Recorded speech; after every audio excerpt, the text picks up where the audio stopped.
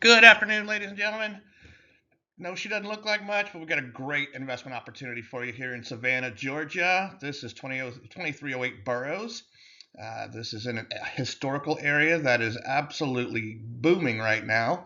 And the gentrification process is ongoing, and even the city and the state are investing into this particular Victorian district or historical district.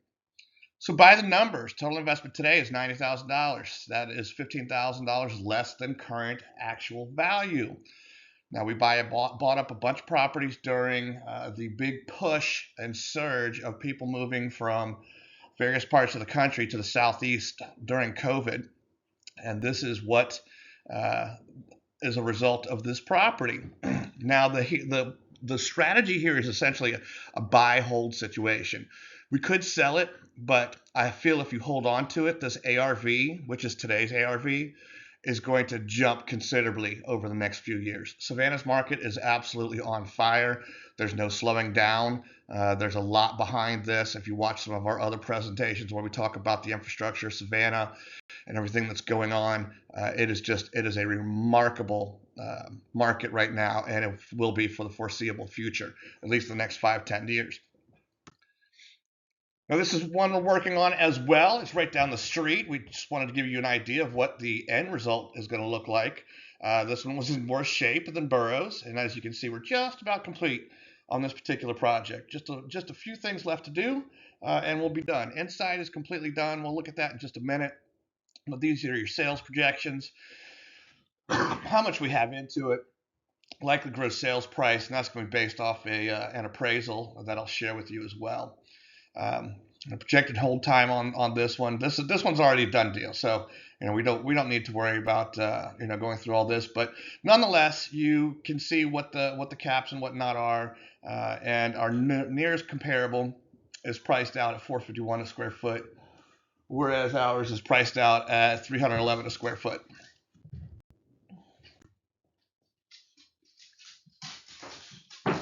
This just shows you what the rental projections would be on that. Obviously, this is a massive property, 16 beds, 8 bath quad, and what the net operating incomes would be on this particular one. Again, next 5 years, I expect these numbers will actually double. Now I'm just going to show you some of our finishes. We take these things literally down to the studs, rip out the floors, re-level everything, put them back together. This is, again, 16 bed, 8 bath. But you can see the quality and the level of our finishes are top notch. You can see our baseboards there. We really went back to the traditional old 1800 style with the 12-inch baseboards and the 8-inch boards around the crown and whatnot.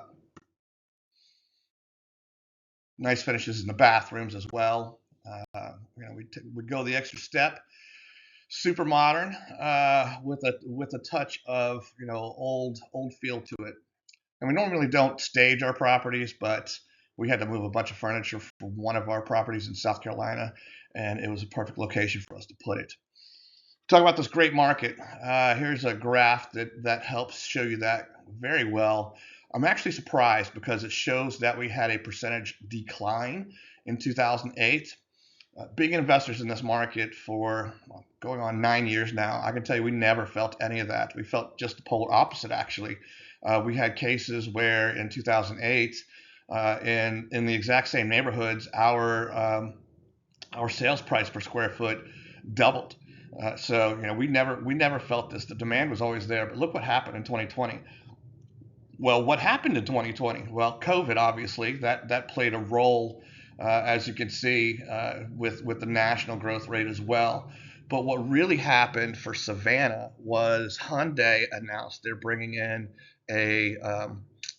I think it's up to $7 billion electric vehicle manufacturing plant, and with that, it spun off a lot of other subsidiary factory builds, and we just have right now a demand that is like no other.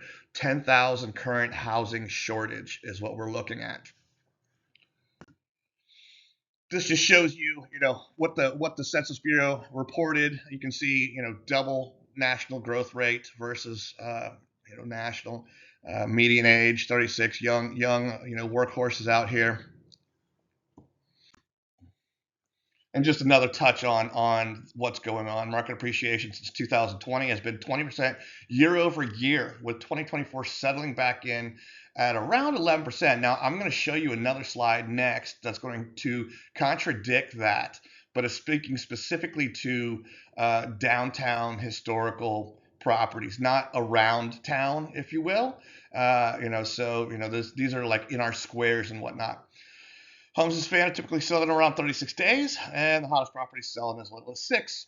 Savannah has a growing demand for rental properties. Rents are up 21% between 2020 and 2021. We know what drove those. And look at 2020 and 2024, increased by eye-popping 33%. That number will continue to climb as the demand continues. Savannah currently has a 10,000 unit home shortage with an influx of population and growth through the roof. So that's the only way that happens. June 2024, average days on market increased by 2.3%, median sales price increased by 4.1%, and the average sales price increased by 11.7%. So we continue to climb. This one's pretty interesting. You can read the top, but I'm just going to jump to the bottom here. I just mentioned the housing shortage, but in September 2024, the median listing home price in downtown Savannah was 1.6 million. Again, those are the homes on the squares and whatnot. That's trending up 70. That's not a typo. 0.3% year over year. That's nuts. Absolutely nuts. But that will continue to happen as this demand continues to increase. Now, again, we talked about this property investment. For those of you that may be novice investors, or you don't want to put your life savings into the investment, we are pretty unique in that we will partner with you in the investment. So what does that mean? Well, we will use hard money, so you have to use the least amount of your capital as possible. We're going to show you a couple examples of that, but before we do, I want you to see where we got our after repair value. After repair value came again from that property at 520 West 39th. It's literally a stone's throw from this particular opportunity. I've put up there the address for you to be able to confirm this. And as you can see, we have days on market 4 at $2.1 million, and the appraisal came in, sales comparison approach at 1.855, and the income approach at 1.944. So great opportunity, great property on this 520 West 39th. But what's even better is that the other one on Burroughs is obviously much more conservative. It's single family. It's going to be in high demand. You're going to get great rents out of it while the gentrification and revitalization of the community continues. And you're going to do so well on it that we hope we get this one sold and done quickly. Now we're going to talk about leveraging hard money. A lot of people don't even know what that means, so we're going to go through it. I've used this slide quite a bit in the past, and the reason is it's the biggest one we did with hard money, and it was extraordinarily creative. Why was it creative? Because we were basically pushed to the end. We bought this on an online auction for an investor of ours. They backed out at the last money, so we had to leverage the investment and do it all ourselves.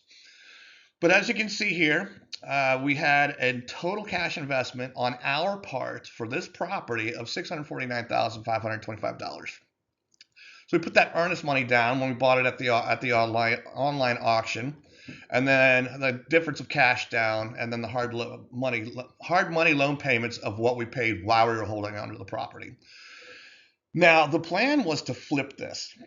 This one's in Hilton Head Island, South Carolina. And what happened is, as we started tearing out walls and whatnot, the place was infested with termites. So we actually had to put the entire house, and this is an 8,000 square foot house, on jacks and remove all of the framing underneath the house. All of it, all the big boards had to come out with new going in.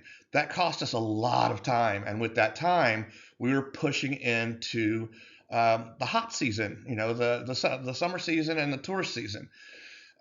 With that, we know that this property was going to be sold as an income-generating property to whoever the new buyer was. So what we had to do is we had to spend some money, and literally within 2 weeks' time, We furnished this place, we got it rented, and before we had it sold, we had, out of one summer, $250,000 in extra income that we got out of it. So our sales price on it was $3,550. With the cash to seller on the HUD statement 1292, and the cash on cash returned to us on our $649,000 investment was $642,000 and some change. So almost 100% return on this particular investment in a year and 3 days, if you can believe that. Oh, I'm sorry, a year and 5 days. So the power of leverage, let's talk about it just for a minute. Leverage has the power to influence results and turn them in your favor. It helps you use your existing resources, i.e. your capital, in a way to maximize results and achieve your dream outcome. Leverage can also give you more flexibility in directing money you have to invest. It also allows you to control a large contract value with a relatively small amount of capital. Now, the one I just showed you is not a small amount of capital, but compared to the total purchase price, it certainly is. It's a quarter of what the total purchase price was. Leverage is the principle of prosperity and helps you increase the movement of your dollars through your assets. Now let's look at one that's a little more on the terms of this particular investment opportunity. This one, I pulled up an old one, really just because I was primarily out of curiosity. I wanted to see how much this had come up in value since we had bought and sold it through this leverage package. And if you can believe it, our ARV on this in 2019 was $135,000. This house is worth $285,000 today. $285,000. That's nuts. So anyhow, so this is a deal flow. This is a breakdown of using hard money. Don't focus so much on the right as on the left. So the investor needed to bring to the table $23,907.50. And this investment total was $108,000. Monthly interest payments he then had to pay were $449.44. While we were doing all this stuff behind the scenes. Now it says cash needed, but that's essentially cash needed, which includes the investment amount plus the monthly interest payments. We held it for 9 months, so the total investment actually ended up being $27,952.46. So the seller got it closing $22,965. We got our bonus for doing all the work of $91.86. And the client net profit was $13,779, or 49.29% return. Now, the $13,779 might not sound like that great of a number, but consider it's on a $24,000 investment. So that's a phenomenal return in 9 months on a $24,000 investment. And that is truly, in fact, the power of leverage. Is that, let's say you had $100,000 and we had 4 of these deals. We had 4 of these deals ready to go, and you could deploy into one like this, or you could deploy into 4 using leverage. So the barrier of entry to leverage is experience and liquidity. What we bring to the table is experience. So we partner with you in these deals, and we bring the experience element to the table. You bring the liquidity or the cash, the $23,907.50 to the table. We then go do all the work, handle all the accounting, all the bookkeeping, all the draws for renovations on the hard money, and it opens up the door to investors who don't have experience.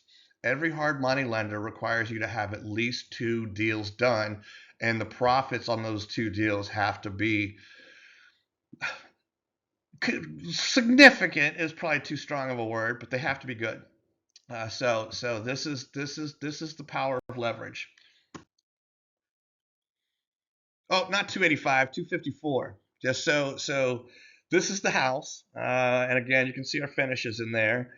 But we sold it for $140 in August of 2020 for $140,000, and that was making a great profit then. Imagine if we had actually held on to that. while the world was getting ready to go crazy. Our client and I would have made a lot more. Now let's talk about online valuations, because every single time we send a deal flow through, um, you're going to go do your own due diligence. And, I use it as a baseline as well, but I use it as a baseline with at least a 25% swing in the margins. And the reason I do that is because, well, let me back that up. So Zillow, about 6 years ago, they asked anyone in the real estate industry if they could come up with a better algorithm to be able to more accurately determine what a house in a neighborhood was worth, they would pay them $1 million. To this day, nobody has been able to come up with that algorithm. And here's the reason that this is a problem, right? Tax sales, probate sales, foreclosure sales, and let's even call internal family transfers. Those all obviously are quote unquote selling the home at a much lower price than it's actually worth.